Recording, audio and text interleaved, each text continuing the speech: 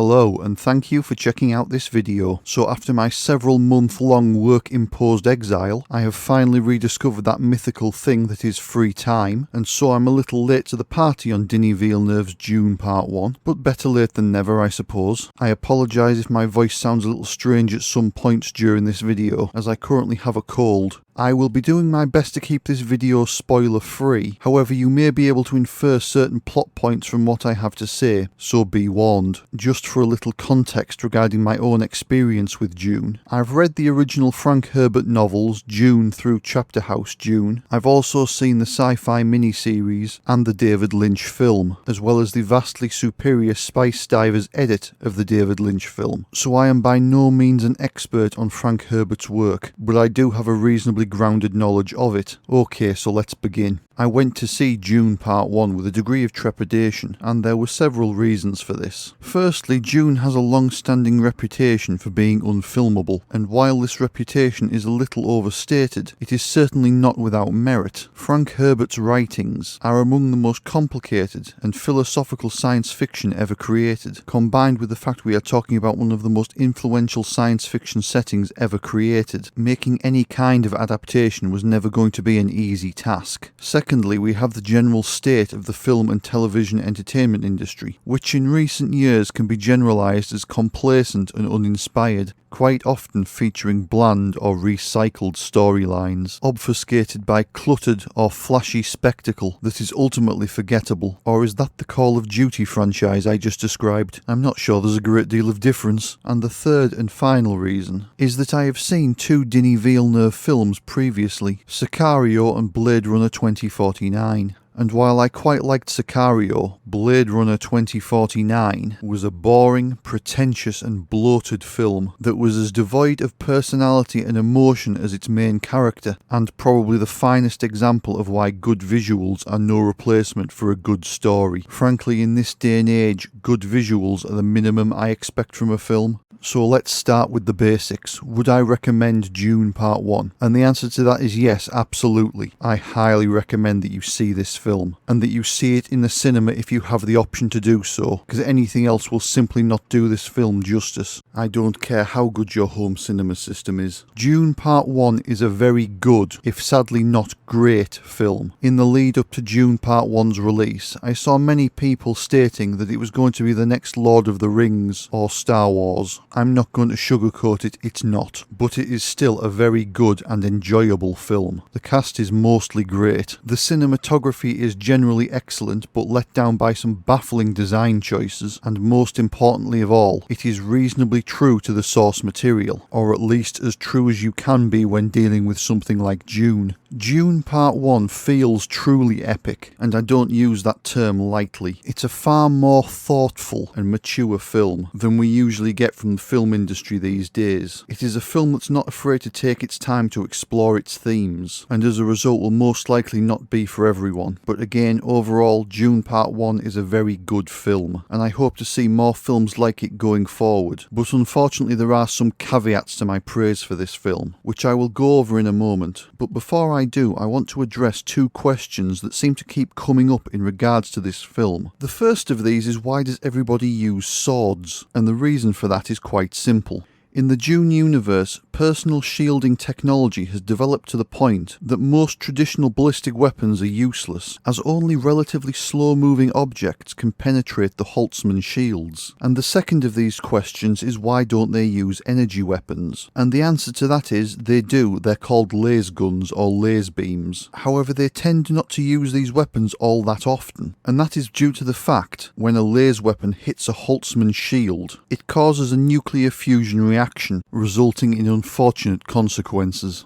A completely random side note here. I realised whenever I talk about Dune, I call them laser weapons, but whenever I talk about Warhammer 40,000, I call them las weapons, despite them being spelt identically. It has absolutely no bearing on anything, I just found it interesting. I assume I must have heard them said that way at some point, and that's just the way I've always pronounced them since. Anyway, let's move on to the two main criticisms I have of Dune Part 1, and the biggest of those problems is the film's structure, or more accurately, the lack thereof. thereof. Dune Part 1 lacks the normal 3-act structure, present in the majority of films, and as a result comes across as exactly what it is, the first half of the Dune story, making Dune Part 1 less watchable as a standalone film, as it simply lacks a satisfying conclusion, although personally I would say that it lacks a conclusion at all. It simply ceases to continue, feeling more like you simply turned the film off halfway through than watched it to its end. What we do get in lieu of a conclusion is an unsatisfying fight between our protagonist and essentially no one, a character poorly established to the point of being little more than a faceless minion, resulting in the entire sequence having little to no meaning or impact. And then just to finish things off, we get an insufferable and shameless plug for Dune Part 2 that could not have been any more in the viewer's face if they'd literally played the trailer for Dune Part 2. The final scene of this film could literally have been Denis Villeneuve kneeling in the sand and crying,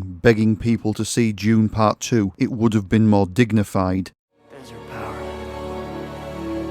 This is only the beginning.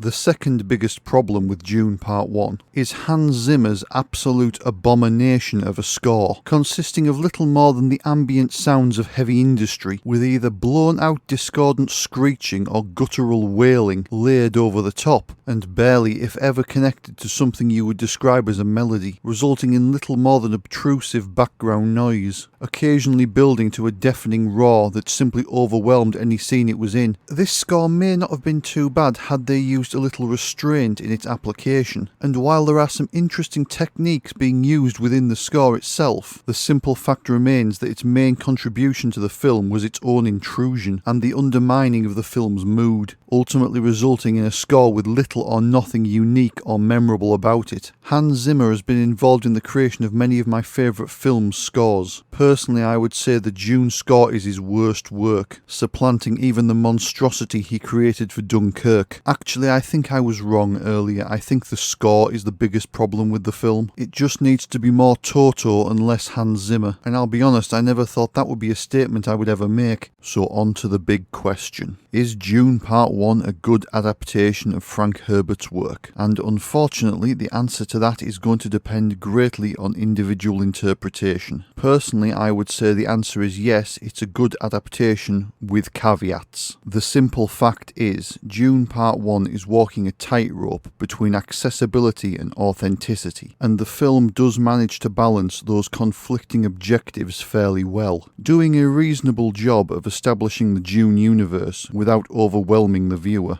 Although it does unsurprisingly gloss over certain areas, hardly a great surprise considering the nature of Frank Herbert's work, and it most certainly isn't the only adaptation to do this. Regardless, even with this fairly superficial understanding of the Dune universe, it is enough for the viewer to be able to follow the story, which ultimately is all that is required. My only real criticism in this regard is that Dune Part 1 fails to emphasise just how critical the spice melange is to the Imperium. It is somewhat ironic that David Lynch's prologue from Princess Irulan works far more effectively to establish the spice than almost anything presented in Dune Part 1. Now, as far as the story is concerned, Dune Part 1 does streamline the Dune story considerably, but does manage to do so without destroying the essentials of the Dune story, something the previous adaptations have not always achieved. But this has unsurprisingly meant that some elements of the story have been cut, and those cuts have been deep, and I feel Dune Part 1 does suffer for this. That said, it should not affect your enjoyment of this film, especially if you are new to Dune.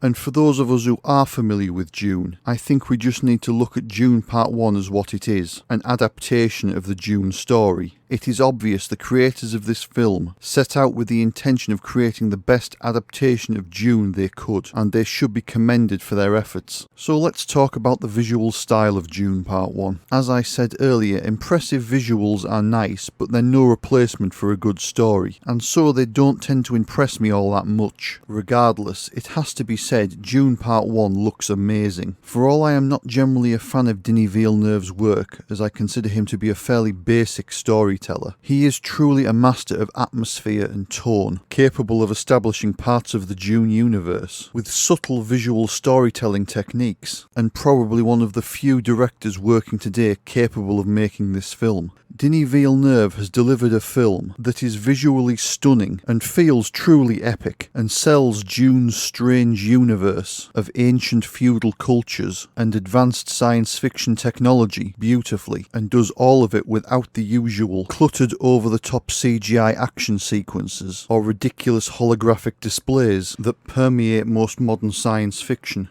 And even when there are action sequences in Dune Part 1, they are surprisingly clean. The events taking place are not obscured by visual noise and excess explosions, feeling more like something from a bygone era of cinema, which I have to say I found extremely refreshing. If all I was looking for was visual spectacle, I could just watch a J.J. Abrams movie. There are several shots in this film which clearly pay homage to scenes and performances in other great films, the most notable being a reference to Apocalypse Now, which I do like to see. Unlike the previously mentioned J.J. Abrams, however, Denis Villeneuve uses these scenes sparingly, instead of constructing the entire film out of them. There are unfortunately some problems in the cinematography as well. The first of these problems is in the set and costume design, as many of these designs are simply hit and miss. On the one hand, the designs for the Harkonnens are almost comical. Pale, bald men dressed in black armour, flying large bulbous ships and ornithopters that mirror the Baron's own bloated form. They might as well have had the words evil or bad guys written across their foreheads and armour. That said, for all it is caricaturish, it does work. At no point are you in any doubt that these indeed are the bad guys, while the designs for House Atreides, on the other hand, are frankly confusing, combining dress uniforms reminiscent of those of the Imperial Japanese Navy, in colours so dark they look more black than their actual dark green, combined with long overcoats and black gloves, which manage to convey even more concerning imagery. Regardless of whether Imperial fascist chic was their intended look, it is an interesting choice for the main protagonist's family. However, it may have simply been an unfortunate combination of Spartan design and the excessive desaturation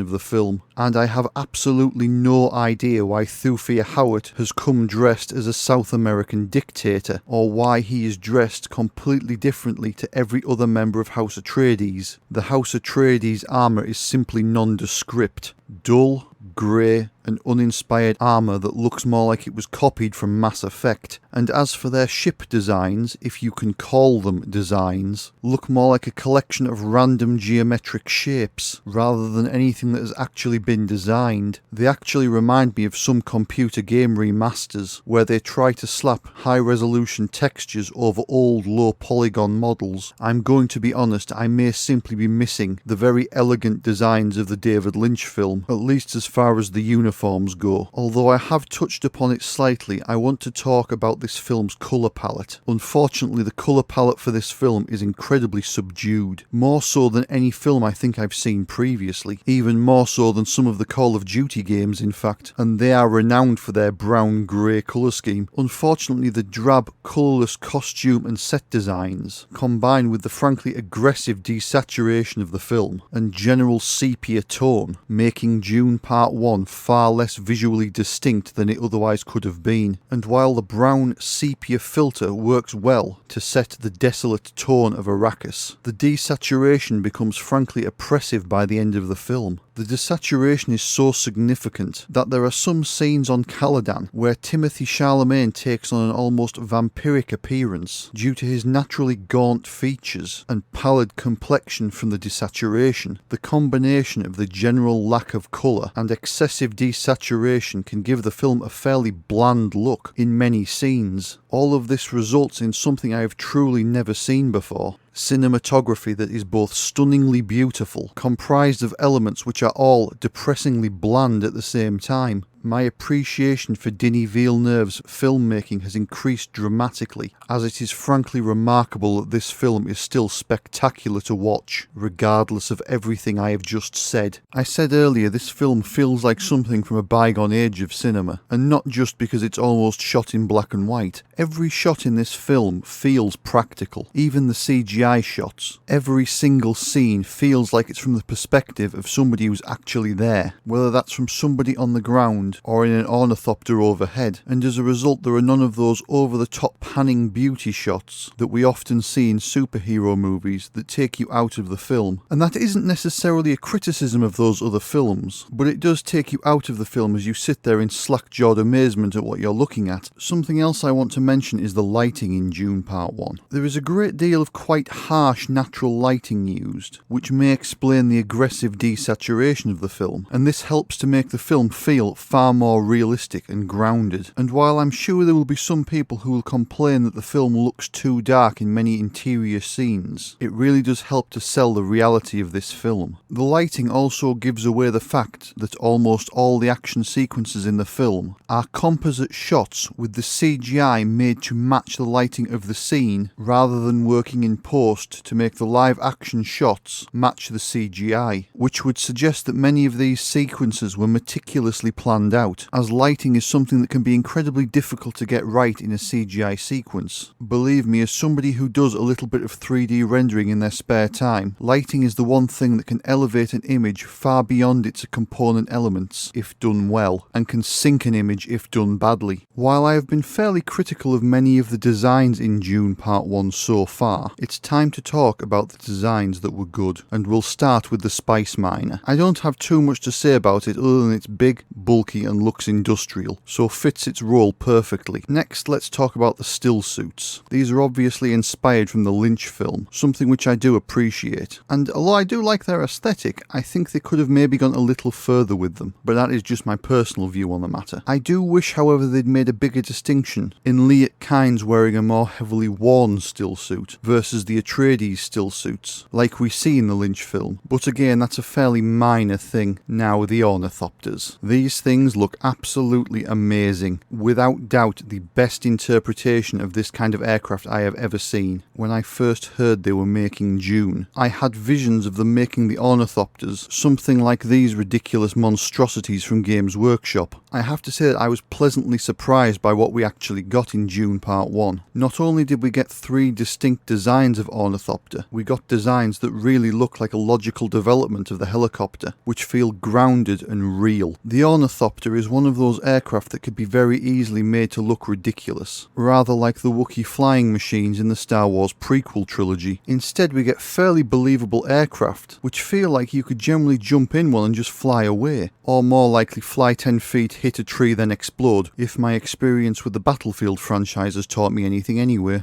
Something else I really do like about these ornithopters, or more specifically about how they've been shot within the film, and it's something very simple, but the ornithopter cabin sets actually have glass windows, or at least an equivalent transparent material, and it vastly improves the lighting and reflections within these scenes. In most modern films, they would actually add the glass in as a special effect later, which is why it always looks very clean and crisp. But in Dune they actually have the windows there covered in grime and dirt, and with the light reflecting through it as it actually would, which is part of the reason I think these vehicles seem so real. Anyway, I'm going to move on to talking about the cast before I spend another 20 minutes talking about ornithopters. Before I go on to the individual actors and their performances, I want to take a moment to talk about the priorities of this film. Dune Part 1 is very clearly the story of Paul Atreides, and they have sacrificed a great deal of characterization and backstory to keep the film focused on Paul. As a result, there are several characters who are little more than shadows of their former selves, and while I certainly understand their reasons for making these changes, I do believe that overall it hurts the film. So let's talk about the individual performances. I'll work from what is in my opinion worst to best, and I'll start with Zendaya as Cheney, and to be entirely honest, there is not a great deal I can actually say here, beyond she is occasionally present and adequate. The simple fact is she she is in the film so infrequently it is difficult to make much of a judgment. Hopefully, she will be given an opportunity to show her skill in Dune Part 2. Unfortunately, due to the limited amount of time set aside for development of other characters, present and adequate is a description that can be applied to a number of performances in this film, including Golda Roshawel as Shadout Mapes, Charlotte Rampling as Gaius Helen Mohayem, Chan Cheng as Wellington Yui, Babs Olasamokan as Jamis, David Dasmalchian as Peter de Vries, and Stephen McKinley Henderson as Thufir Howard. Of these, only Charlotte Rampling and Babs Olasamokan puts in a performance of any great note, but both are given so little screen time and almost no character development, which unsurprisingly hampers their performances. But I can at least say they all put in solid performances, and I will certainly be interested to see their performances in Dune Part 2, for those who will be back anyway. And now I'll move on to the one which is probably going to be controversial for some people, Jason Momoa as Duncan Idaho. There is nothing technically wrong with Jason Momoa's performance. It is very Jason Momoa, but there is very little about his performance which says Duncan Idaho to me. Maybe a haircut might have helped to make him look less like Aquaman. I just think he needed to be a bit less Jason Momoa, and I say that as somebody who actually quite likes Jason Momoa. Okay, so let's move into the heavy hitters. Dave Bautista as Glassu the Beast Raban.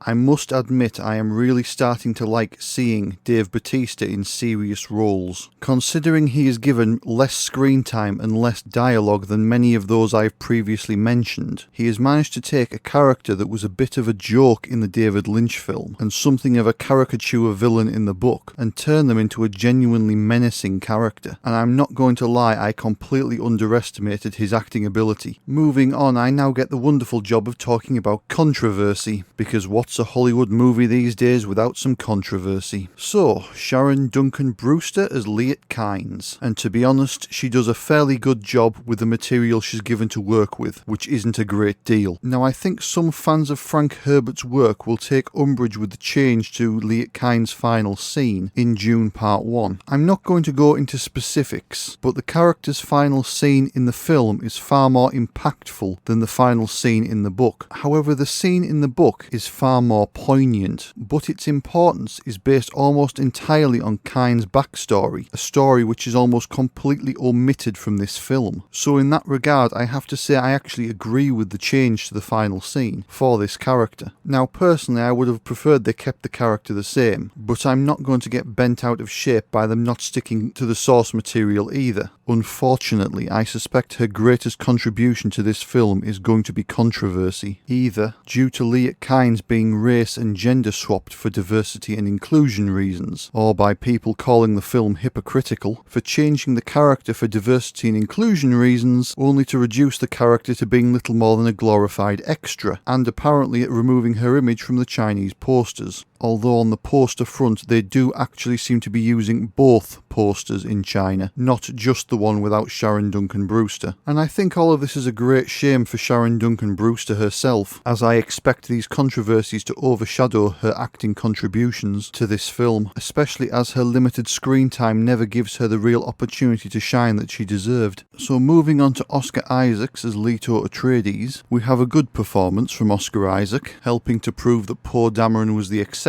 and not the rule to his career. Isaac manages to take a character that is fairly unrelatable in many respects, and humanise the character far more than other adaptations have, but without demeaning his inherent strength. Unfortunately, the plot changes hit Leto's character quite hard, as in Dune Part 1, Duke Leto and House Atreides in general feel at best like they are reactive, and at worst like they are gullible fools, blindly blundering into the Harkonnens' trap, rather than their more proactive book and Lynch versions, who quite clearly see the trap, but are just unable to escape it. Of course, this is not a fault with Oscar Isaac's performance. I will also say on a personal note that Oscar Isaac's similar appearance to Jürgen Prochnow really helps sell the character to me, as I am a big fan of the Lynch film. Also, as a note, I don't remember whether Leto wanting to be a pilot was in the book, but regardless, after Isaac's involvement with Star Wars, it's a nice touch. especially as intended or not. The statement can actually be interpreted depending on your opinion of the sequel trilogy, as either a nod to his past work, playing Poe Dameron, a pilot, or a twisting of the figurative knife in Star Wars back, I wanted to be a pilot, emphasis on the wanted, and the wasted potential of the sequel trilogy. I know where I stand. Anyway, moving on to Javier Bardem as Stilgar. I don't really know what I can say about Javier Bardem. The man couldn't put in a bad acting performance if he tried. I think when it comes to a character like Stilgar, most performers would overact, especially when they're given as little screen time as he is. Bardem chooses to go the opposite way, however, and play the character very subtle. There is one scene in particular where Bardem gives little more than a subtle raise of an eyebrow and slight turn of the head when he is informed that Paul has never killed anyone before, where I think a lot of actors would have oversold the reaction, and it should be interesting to see what he does with Stilgar in Dune Part 2, when he should have far more screen time to work with. Okay, so let's move on to Timothée Chalamet as Paul Atreides. I can't honestly say I think he was the best Paul in the world, but his performance was very good. And my main problem with the performance is he feels more like Harry Potter than Paul Atreides. And what I mean by that is, Chalamet's Paul doesn't feel like he's someone who has been raised from birth to one day lead one of the most powerful and respected noble families in the galaxy. He feels too much like some kid who was living a normal life until some giant oaf kicked the door in and shouted, "You're an Atreides, Paul, and a thumping good one." Unfortunately, this version of Paul seems to lack the strength I would expect from somebody with that kind of upbringing, although Chalamet's performance does portray a character who seems to be living in dread of their future responsibilities, which is one of the core elements of Paul's character. While Chalamet's version of Paul is certainly not weak, it does come across as weaker and more whiny than the book version, and ultimately this version of Paul, much like Dune Part 1 itself, will sink or swim dependent on the quality of Dune Part 2. And now let's move on to the best character in the Dune franchise, Josh Brolin as Gurney Halleck. Again, I have to be honest and say, although I think Josh Brolin's performance was solid, I am completely underwhelmed. I don't know who this character is, but he is not Gurney Halleck. The Gurney Halleck of the books is very much a warrior poet, a gregarious but slightly melancholy character, forever with a quote on his lips, and his chosen musical instrument, the balisette, in his hand, with the other hand placed firmly on the hilt of his sword, but there is almost none of this character present in the film. Instead, what we get is largely a hard-nosed military teacher of almost caricaturish proportions, which frankly has more in common with the bad guy from that god-awful Avatar movie than anything in Frank Herbert's Dune. If anything, Jason Momoa feels more like Gurney Halleck than Josh Brolin does, and although Josh Brolin's performance is very good, in spite of being stifled by the lack of screen time, much like everybody else, essentially what we get in this film is a one-dimensional version of Gurney Halleck, more like he is presented at the end of the Dune novel rather than the beginning, a grizzled and downtrodden warrior, devoid of hope but too stubborn to die. Brolin seems to have captured one half of this character, but left the heart and soul of this character unexplored.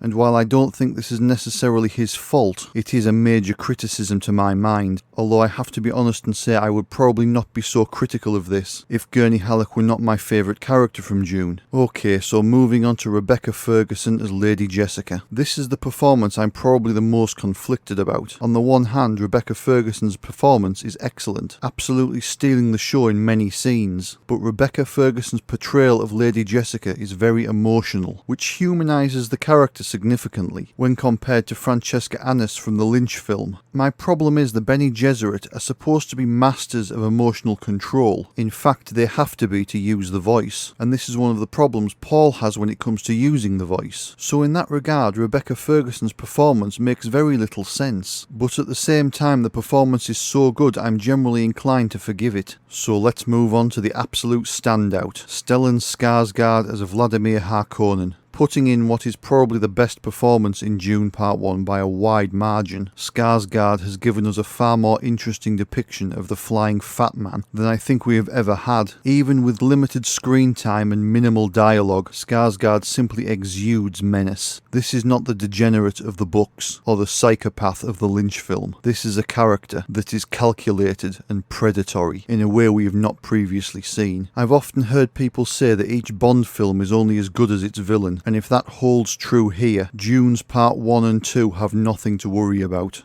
Dune Part 1 is a good film, stifled by the restraints of a cinema, and a 2.5-hour runtime, and believe me, I never thought I'd be saying a Denis Villeneuve film needed to be longer. In an interview, Denis Villeneuve said he's been dreaming of making the definitive version of Dune since he was in his teens, and as much as I hate to say it, I'm afraid I don't think he has succeeded. While he has undoubtedly made a good adaptation of Dune, I still feel a better version is possible. In fact, rather like the David Lynch film, I think there is a better version of Dune Part 1 somewhere just waiting to be put together. If I'm honest, I think this should have been a trilogy, with Part 1 ending with Paul and Lady Jessica being taken into the desert by the Harkonnens. If I had to attach a score to this film, it would be a 7.5 out of 10. Unfortunately, the strange pacing and truly abysmal score stops me from giving it a higher mark, but ultimately this film was still an enjoyable watch in spite of all of its flaws, and it is still a film I would highly recommend to anybody, especially when compared to the mindless detritus kicked out by Hollywood in recent years. If we are lucky, this might signal the beginning of a new trend in Hollywood, however that may simply be wishful thinking on my part. But going back to Dune Part 1, ultimately this film will succeed or will fail, not on its own merit, but on Dune Part 2, and I for one hope it succeeds and look forward to seeing it, but hope is not a strategy for success. It takes hard work and commitment, and a lot of luck. And I wish Denis Villeneuve, his cast and his crew the best of luck in their endeavours, but if you don't get Kyle MacLachlan or Patrick Stewart to play the Padishah Emperor Shaddam IV, I'm going to be very disappointed in you, Villeneuve. And if Game of Thrones proved anything, it doesn't matter how good the beginning is, the end is what truly matters. And that's all I really have to say, other than thank you for watching this video to the end, and take care of yourselves.